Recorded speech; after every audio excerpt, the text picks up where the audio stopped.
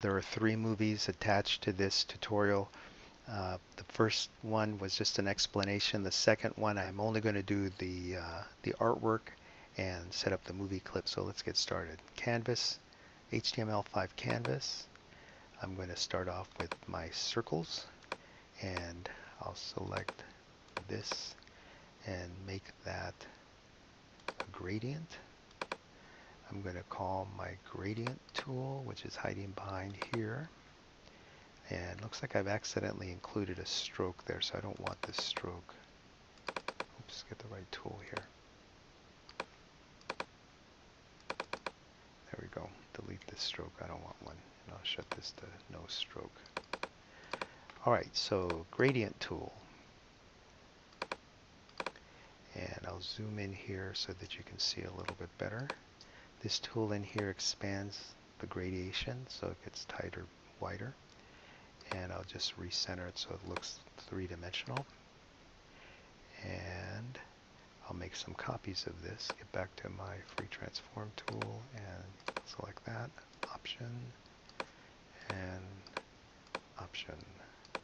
Okay, this one's going to be red. This one's going to be blue. This one's going to be green.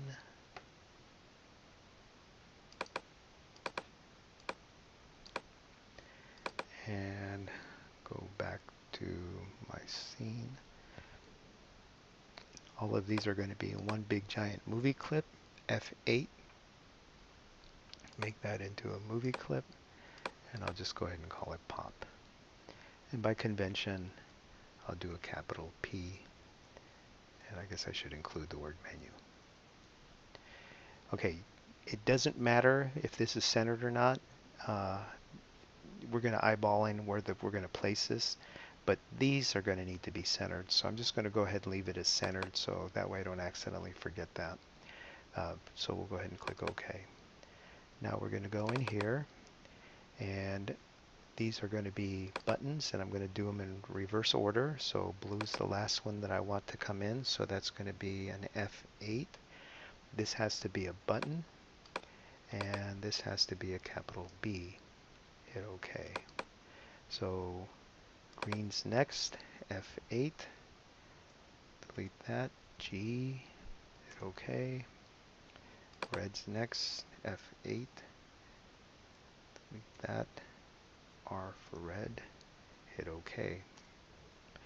Alright, so this guy in here, F8, and I'm not using a black color, but I will just go ahead and call that H for home, and I'll hit OK, and we're good to go. Alright, so in here I'm going to distribute them, Command-Shift-D, and now before I forget, I'm going to label them. So this is going to be G underscore BTN, N, not M. I'll select that, click on here, that's going to be blue, and that's going to be red, and that's going to be H for home. Okay, so those are all labeled. This is going to be my actions,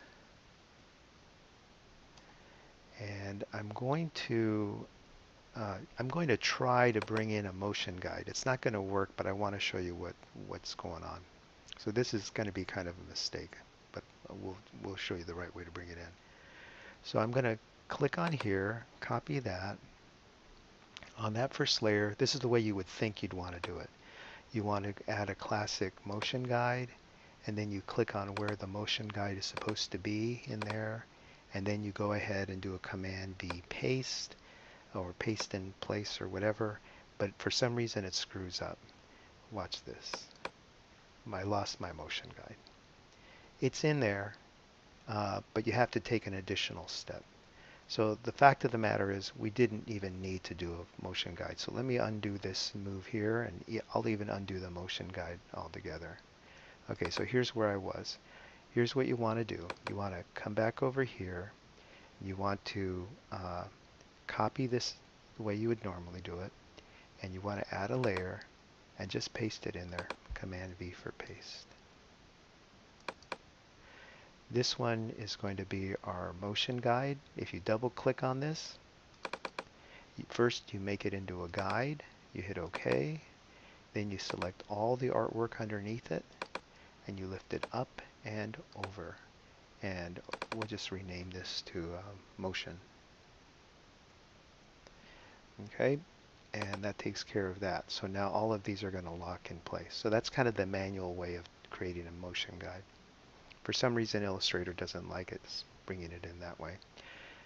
So anyway, so I want to double click on this guy, drag it over here, and it looks like it's within a drawing group. I don't want that. I'm going to, well, maybe that might still work. Let's find out. So this is going to be at the end of the line. Oh, yeah, it's snapping. That's good. So the drawing work stayed. This will be over here, and it looks like I'll make it smaller. I don't want to over animate this. So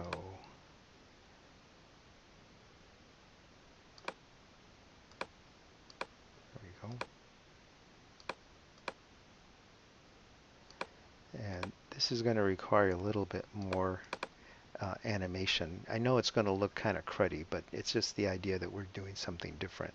So if you want to realign your artwork, however you want to set it up, it's up to you. Okay, so all of these, except for the motion guide, are going to become classic tweens. So insert classic tween. The animation, we'll make it last a little bit longer than the last one, so we'll go for 31 frames. So I'll give myself an F6 here. And the motion guide got caught up in that. That's okay. That's not going to hurt anything. But I don't need this to be a motion, rather a keyframe. So I'm going to get rid of the keyframe by doing a Shift F6. Okay. So now over here, I'm going to collapse these, and I'm going to bring them all back on top of the one here.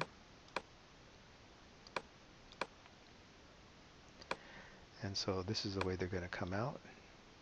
They're going to shuffle off like a card. It feels like this one needs to be out a little further. So they're going to come out, and maybe I might bring the white one out just a little bit. So it feels like he's moving too. Okay, so those unfold like a cards, and now I need this guy over here. Hold the Option key down, going from 31 to 61. And while I'm at it, I didn't change my frames per second. I do want them to be 30, so I'm going to click on nothing here and change that to 30. Okay, so that'll make it run a little smoother. So let's see what this looks like. We actually have an animation that we can see. So come over here, and so it's just opening and closing. Okay, so now we'll come back over here. We need a stop over here. So insert a keyframe, F6, and we'll right click Actions and type in a stop. This dot stop, and I'm getting ahead of myself in here. I don't want to do the coding, but just so that we can see what it looks like when it plays, I'm putting the stop in here. And I'll do a Command Return, and we'll come, oops, wrong place. And let's do a reload. And so that's what it looks like when it unfolds. Okay. I'm not going to worry about the coding in here just yet. I'll go ahead and finish my main timeline. So I'll go back up here, and this is going to be my pop menu. So I'll just call that pop menu. I'm going to add a layer for actions, and I'm going to lock it.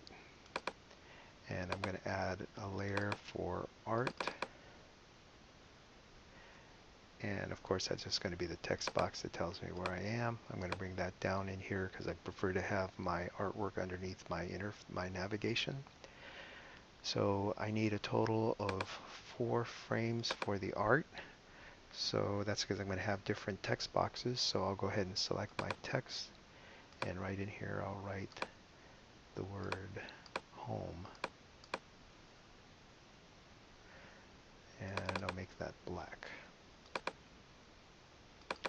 Okay, so now while that's selected, 3 F6s, there's 1 F6, 2 F6, 3 F6, and this one over here will become red. This one over here will become blue. And this one over here will become green. And I'll make that green. And I'll make that blue. And I'll make that red. Okay, so now keyframes in here. Here I need actions with stops. So the first one in here is action. I'm going to put a stop in here. This period stop, open and close parentheses, semicolon. And I'm going to hold the option key and hold an option key, drag one over, another one over, and another one over. So I needed 4 stops. This one over here also is going to have that global variable called stage. And we're going to equal that to just the word this, semicolon, just like that. So what that's going to do is it's going to assign the canvas to this variable, and that'll help us out with our coding. That's all there is to do on the main side up. I'm going to stop the movie now, and I'll finish the coding in another movie because the last time this lasted way longer than I wanted to with the coding. Okay, catch you in the next movie.